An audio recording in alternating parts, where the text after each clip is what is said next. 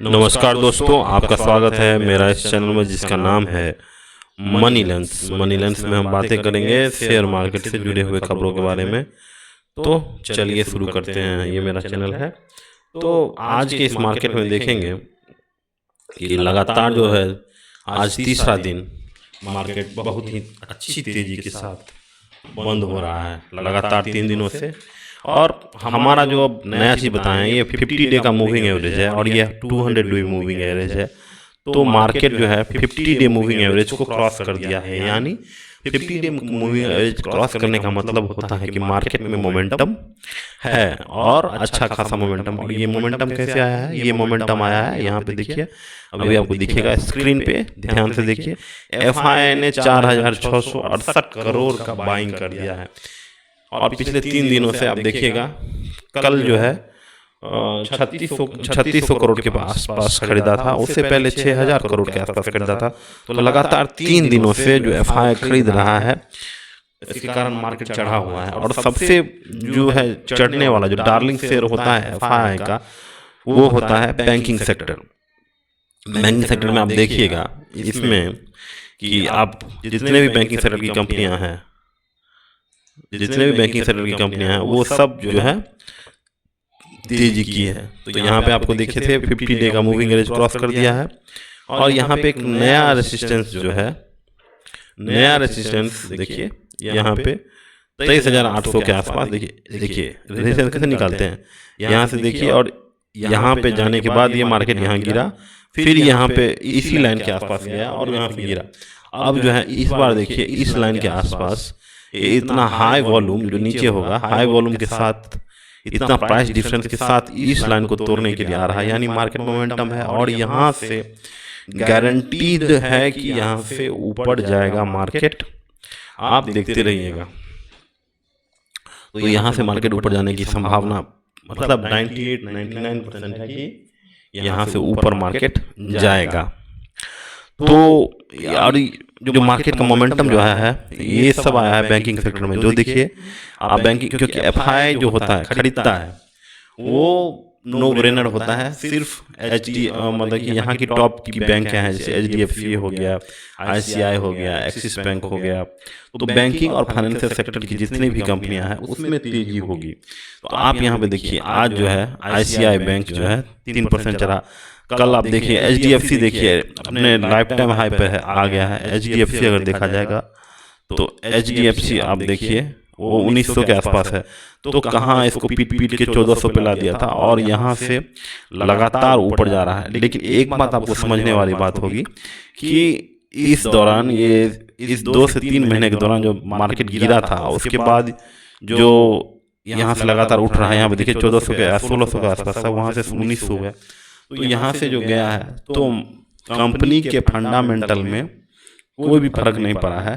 जो जैसा फंडामेंटल था वैसा, जैसा लोन बुक पहले भी था वैसा ही लोन बुक अभी है। लेकिन कंपनी में कोई ग्रोथ नहीं है। सिर्फ जो होता है, सिर्फ जो है पी एक्सपेंशन के फेज में ये जा रहा है। यहाँ पे देखिए पी एक्सपेंशन हो गया है इसका 21 का। तो अभी अब जो मार्केट, अभी जब इसका रिजल्ट आएगा, अभी तो सिर्फ आ रहा है आईटी सेक्टर का रिजल्ट, लेकिन जब बैंकिंग सेक्टर आएगा तो वो देखने वाली बात होगी कि इनका लोन बुक ग्रोथ हुआ है कि नहीं। अगर नहीं हुआ है तो अभी फिलहाल तो देखने से यही लगता है कि इनके फंडामेंटल में कोई चेंज नहीं हुआ है, सिर्फ पी का एक्सपेंशन हो रहा है। और पी का एक्सपेंशन जो होता है बहुत कम समय के लिए होता है, बहुत कम समय के लिए होता है। अगर उसका अर्निंग उसको बैकअप नहीं करेगा तो ये पी खट से गिरना भी शुरू हो जाएगा। देखिए इसका हिस्टोरिकल पी था, पिछले 5 साल का निकालिएगा, पिछले 5 साल का निकालिएगा तो आप देखिए हिस्टोरिकल 27-28 के पी पे बिक रहा है। अब जो है पहले जो 16-17 का पी पे था वो आज 20 का पी पे चला गया है, क्योंकि मीडियन पी जब देखिएगा 20.2 है।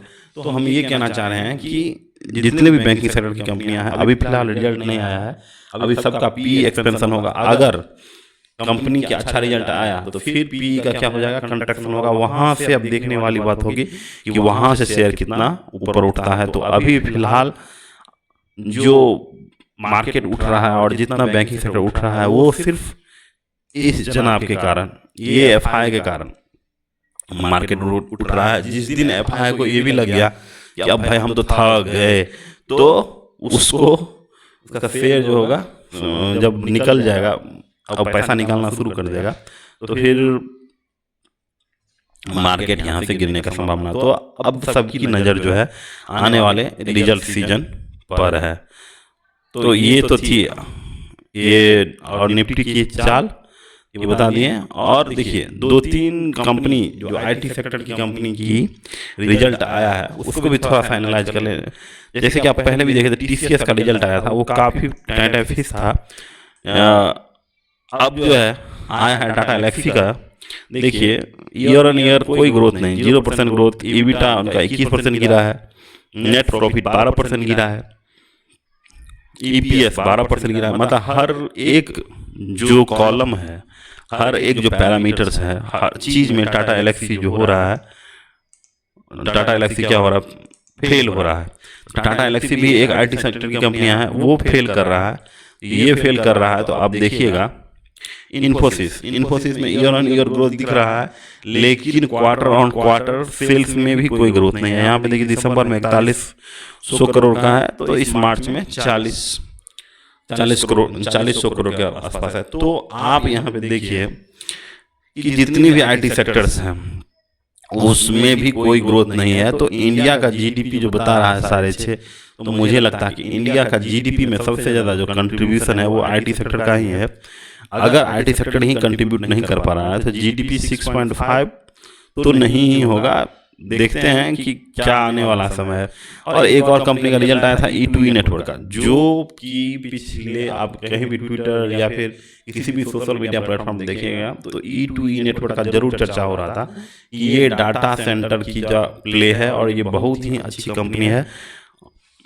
जैसा कि सब लोग ट्विटर और सोशल मीडिया प्लेटफॉर्म पर इसको बताते हैं, लेकिन आप देखिए इसका क्वार्टर ऑन क्वार्टर इसका सेल जो है डाउन हो गया, EBITDA year on year down है।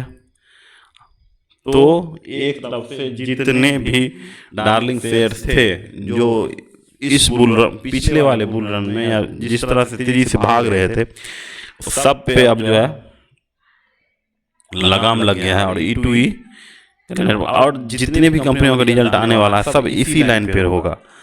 अब आने वाले समय में आपको बताया जाएगा कि कंज्यूमर का कैसा रहता है, कंज्यूमर ड्यूरेबल्स का कैसा है रिजल्ट, तो उससे आपको एक दिशा मिल जाएगा कि हमारा मार्केट किधर जाने वाला है। उससे पहले एक चीज़ और हम बताना चाहते हैं कि एक कंपनी है RRP सेमीकंडक्टर। तो RRP सेमीकंडक्टर देखिए, इसका एक चीज़ देखिए, आपको स्टॉक पी देखिए 101 का है, ठीक है, और 753 के आसपास की प्राइस है। ROE कुछ पता नहीं, सेल्स ग्रोथ, लेकिन प्रॉफिट ग्रोथ बता रहा है 9300% का।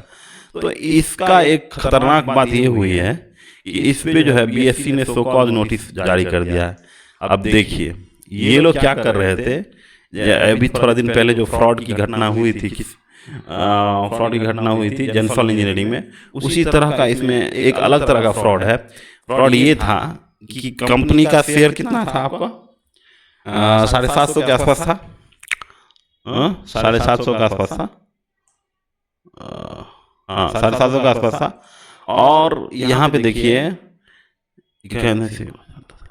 1,35,24,000 शेयर जो है ये लोग सिर्फ 12 रुपये पर इक्विटी शेयर के हिसाब से अपने प्रमोटर्स को दे रहे थे। तो कोई लॉजिक ही नहीं है कि 750 का जो स्टॉक्स है वो प्रमोटर्स अपने आप को 12 रुपये के हिसाब से दे रहा था। तो इसलिए इसको शोकॉज हो गया है। तो आप लोगों को भी अब सतर्क रहने की जरूरत है कि इस तरह के जो स्टॉक्स हैं जो कि प्रमोटर्स अपने खर्चा के लिए अपने लिए ही शेयर बेच रहे हैं या फिर शेयर खरीद रहे हैं, तो इस ऐसे कंपनियों से आप लोग हमेशा बच के रहिएगा। खासकर देखा गया है कि ऑर्डर बुक आजकल देख रहे हैं कि सोशल मीडिया पे देखिएगा कि ऑर्डर बुक इसका इतना है, ऑर्डर बुक इसका इतना है, थोड़े दिन में इसका पैट जो है इसका दुगुना हो जाएगा पैट। तो आप लोगों को इस तरह की रहनी बात है कि पैठ दुगुना हो जाने से कंपनी दुगुना नहीं होने वाली। आपका जो जिस भाव से शेयर खरीदे हैं वो दुगुना होने वाला नहीं है, क्योंकि अगर गवर्नमेंट डिपेंडेंट अगर ऑर्डर है तो ऑर्डर कैंसिल भी हो सकता है या ऑर्डर डिले भी हो सकता है। ऑर्डर में जितना एक्सपेक्ट कर रहा था, जितना पैसा आने का, वो भी नहीं हो सकता है। अगर कंपनी कुछ सब्सिडी दे रही है तो उसके हिसाब से उसको पी उतना नहीं मिल पाएगा। तो आप लोगों को हमेशा ध्यान रखना है कि ऑर्डर बुक वाली कंपनियों को अच्छा से देखिए। अगर ऑर्डर 20% के हिसाब से अगर बढ़ रहा है हर साल, तब उसका स्टॉक जो है 20% के हिसाब से बढ़ेगा। अगर इसमें अगर गलती हुआ, अगर कुछ गड़बड़ हुआ, तो स्टॉक्स 20% के हिसाब से नहीं बढ़ेगा सालाना। तो आप लोगों ने मेरा इस चैनल को देखा, इसको समझा, इस टॉपिक्स को समझा। अगर ये चैनल आपको थोड़ा भी अच्छा लग रहा है तो इस चैनल को जरूर लाइक कीजिए, सब्सक्राइब कीजिए और नीचे कमेंट कीजिए किसी भी कंपनी के बारे में। हम उस कंपनी के बारे में पूरा डिटेल देंगे। तब तक के लिए नमस्कार।